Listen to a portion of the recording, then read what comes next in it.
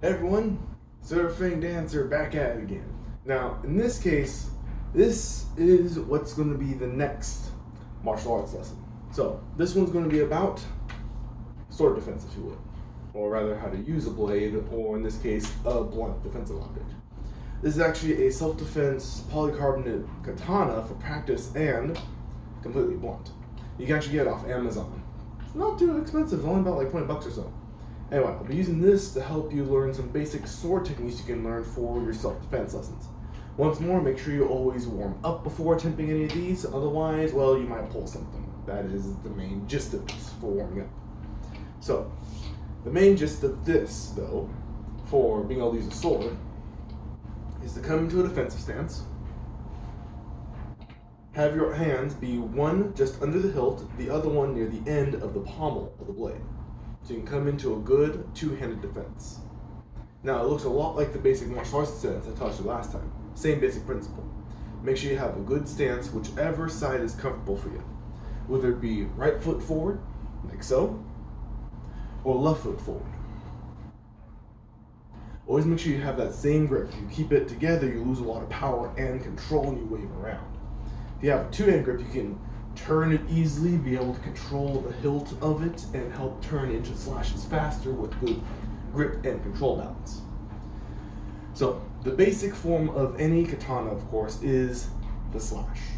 So, in this case with the basic sword swing, you get a good stance going, the two-handed grip, come up behind you, always make sure there's nothing behind you.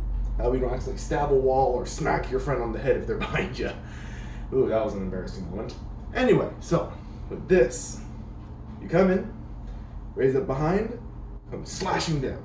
Now, you don't want to do all strength into the blow like this where you bend over. You want to keep a solid stance and control into the slash at all times. You always stop about mid-chest, at the head, or down to the hips. Never go all the way in and throw yourself off. That just causes back pain and also gives you bad slashing habits. Just like any form of martial arts, you gotta keep a good stance and a good control. Otherwise, you're just flailing about. You're just gonna be the next guy who's going, I got a sword, I got this. And proper practice with any slash and weapon is key, especially when it comes to katanas. So you come down, like that. Always control, always control. Control how deep, control how fast. Now, with this basic form of downward slash, you always want to make sure you have what's known as a count limit. The slash is also a workout because it works arm strength, shoulder strength, and even upper back strength. Especially when it comes to getting your whole upper body into the blow. Now, when you're doing it, make sure you don't go past, like, say, 20 to 30 slashes in your first time, because you need to get your arms used to it.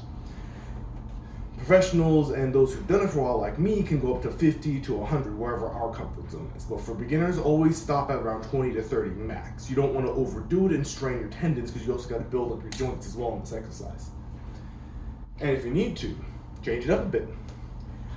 You don't just have to go like this. You can also go from over the shoulder, from the side, or from the other side. Keeping these 5 slashes in mind will help you get a good basic stance. Come around for a side slash. This is where you want to open up your palm a bit. Help you grip and then come in. The other one, it's a bit different. You keep both hands ready and come in. Shoulder, it's a lot like the overhead slash, though it's a slight angle. So when you angle yourself, you're actually twisting a bit into the shoulder slash. Shoulder slash. Overhead straight, slight twist, key grip slide, key grip side. Those are the basics for a basic practice beginner for any sword art. Now, if you have a different sword, just let me know. I also have long swords. I know how to use gladiuses. I also know how to use, the scimitars as well.